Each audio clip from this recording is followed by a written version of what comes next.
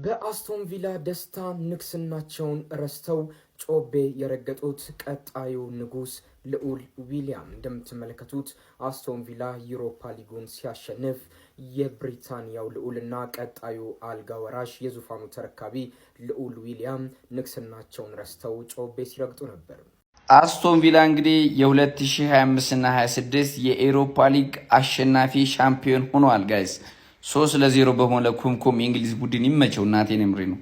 ኮንግራቹሌሽን አንድ የአስቶን ቪላ ደጋፊ ያውቃለሁ ይመች ወንድም አለም ኮንግራ ብያለሁ። እንግዲህ 6 የእንግሊዝ ክለቦች ቀጣይ ዓመት ቻምፒየንስ ሊግ እንደሚሳተፉ ታውቋል። ቦርማውዝም ይገባል ማለት ነው ያራዳ ልጆች። በጣም አሪፍ ነው። እንኳን ደስ አለ ኡናይ ኤምሪ ሲሳካለት ደስ ይለኛል። በጣም ይመቸኛል አሰልጣኝ። አስቶን ቪላ በታሪኩ ለመጀመሪያ ጊዜ የዩሮፓ ሊግ ዋንጫ አሸናፊ ሆኗል። በኢስታንቡል በተደረገው የ2025-26 የዩሮፓ ሊግ የፍጻሜ ጨዋታ የእንግሊዙ ክለብ አስቶን ቪላ የጀርመኑን ፍራይቡርግን 3-0 በሆነ ውጤት በማሸነፍ በታሪኩ ለመጀመሪያ ጊዜ የዩሮፓ ሊግ ዋንጫን ማሳካት ችሏል።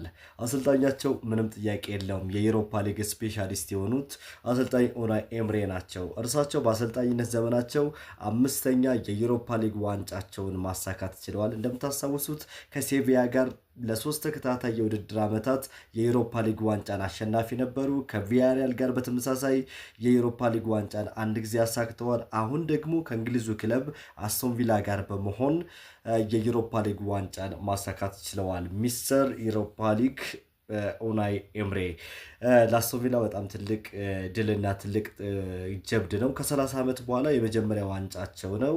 ከ1981-82 በኋላ ደግሞ በአውሮፓ ውድድር ያሳኩት የመጀመሪያ ዋንጫቸው ነው። እንደምታስታውሱት 1981-82 የውድድር ዓመት ላይ በአውሮፓ ቻምፒዮንስ ሊግ የያኔው ዩሮፓን ካፕ ባየር ሙኒክን አሸንፈው ሻምፒዮን ሆነው እንደነበረ ይታወሳል።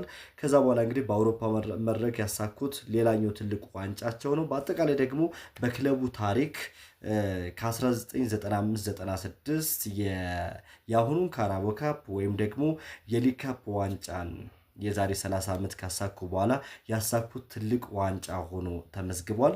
በምሽቱ ጨዋታ 3-0 ሲያሸንፉ ዩሪ ቲልመንስ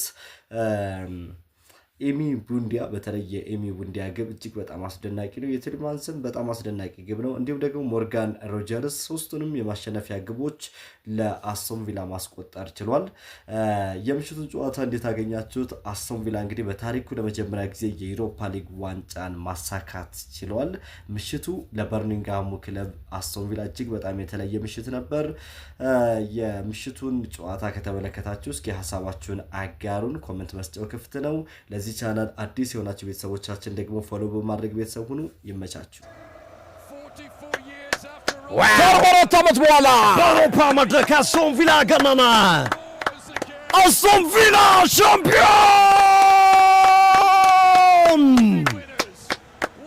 ዘ ላዮንስ አንበሶቹ የ2025-26 የውድድር ዓመት የአውሮፓ መድረክ ሁለተኛው ምርጥ ውድድር የዩሮፓ ሊግ ሻምፒዮን ሆኗል። ደስታቸውን እየገለጹ ታይለር ሚንግስ በሰዓቱ ዋንጫውን ከፍ በማድረግ ላይ ይገኛል።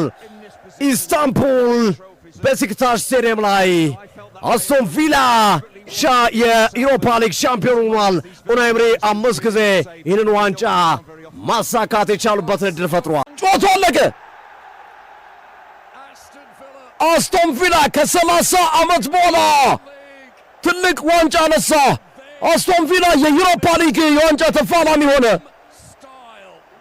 አስቶን ቪላ 3-0 አሸንፎ ፍራይበርግን የኡናይ ኤምሪ ሰራዊት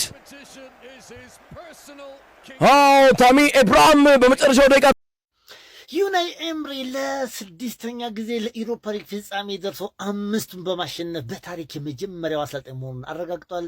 በሲቪያ 3 ጊዜ፣ በቪያሪያል 1 ጊዜ፣ በአስቶን ቪላ 1 ጊዜ ሻምፒዮን ሲሆን በአርሰናል ለፍጻሜ ደርሶ ከአርሰናል ጋር በአርሰናል ብቻ ተሸንፏል። አርሰናል አሰልጣኝ ሆኖ ለፍጻሜ ደርሶ ተሸንፏል። ማን ይዛን አርሰናል ይባላል ሲባል ሳይበላ ቀርቷል። ማን አርሰናል ዩናይ ኤምሪ ተከታታይ ለስድስተኛ ጊዜ በደረሰው የኢሮፓ ሊግ ፍጻሜ ጨዋታ 5ቱን በማሸነፍ የበላይነቱን ይዟል ማለት ነው። አስቶን ቪላም የኢሮፓ ሊግ ሻምፒዮን ሆኗል ማለት ነው። ኮንግራ ብያለሁ አስቶን ቪላ ደጋፊዎች።